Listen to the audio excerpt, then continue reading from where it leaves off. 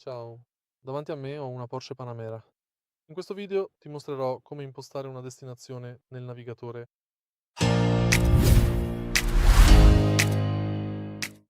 All'inizio andiamo su Navigazione e poi su Cerca. Ora, digita semplicemente. O scrivi direttamente usando la punta delle dita.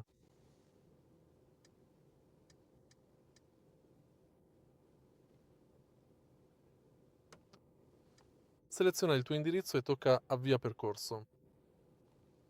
Il percorso è in fase di calcolo. Per interrompere la navigazione, seleziona Stop.